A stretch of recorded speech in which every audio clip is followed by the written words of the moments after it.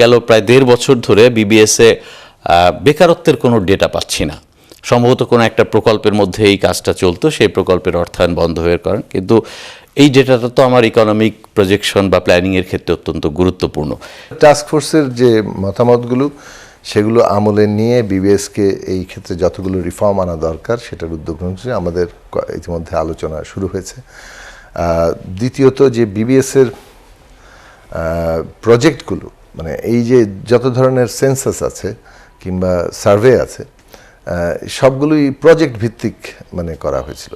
তো এটা আসলে মানে আমরা এই আলোচনাটা এখনো চলমান যে প্রত্যেকটি সার্ভে যখন আমরা করতে যাব সেই সার্ভেগুলো যথার্থভাবে আমাদের হচ্ছে কিনা, পুরনো কায়দায় তো সার্ভেগুলো হচ্ছে কিনা, যার ফলে আমরা যেহেতু বিবিএসের কর্মপদ্ধতি এবং তার এই পরিসংখ্যানগত যে বৈজ্ঞানিক প্রক্রিয়া সেইটা যথার্থভাবে আমরা ফলো করতে পারছি কিনা, যে ডেটা সংগ্রহ হবে সেখানে রিপ্রেজেন্টেটিভ হচ্ছে কিনা, সেই সব বিষয়গুলো ঠিকঠাক করার কাজটা চলছে।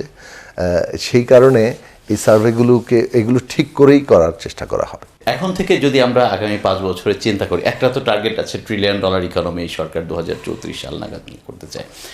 গ্রোথ একটা না একটা তো হবে, কিন্তু এই গ্রোথটা সাধারণ মানুষের জন্য হচ্ছে কিনা, সাধারণ মানুষের পক্ষে হচ্ছে কিনা, বা গ্রোথের ডিস্ট্রিবিউশনটা কিভাবে হচ্ছে, আমার বৈষম্য কমাতে সহায়ক হচ্ছে কিনা, এইটা আপনি কিভাবে নিশ্চিত করবেন? মানে সরকারের জনগণের কাছে দেওয়া অঙ্গীকার হচ্ছে একটা অন্তর্ভুক্তিমূলক অর্থনীতি গড়ে তোলা, উন্নয়ন প্রক্রিয়া গড়ে তোলা, এবং এটা মানে দেশের জনগণের কাছে যেমন আন্তর্জাতিকভাবে এসডিজিতে আমরা নো ওয়ান লেফট বিহাইন্ড, সেই নীতি, মানে কেউ যাতে বাদ না পড়ে।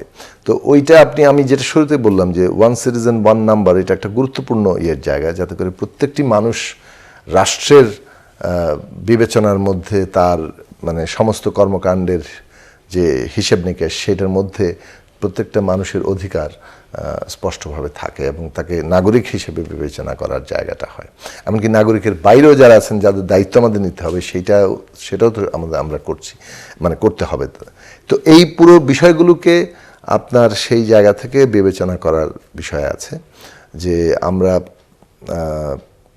মানে এই অন্তর্ভুক্তিমূলক এবং কেউ যাতে বাদ না পড়ে সেই নীতিটা, এটা কার্যকর করাটা সরকারের নির্বাচনী অঙ্গীকারের অত্যন্ত গুরুত্বপূর্ণ অংশ।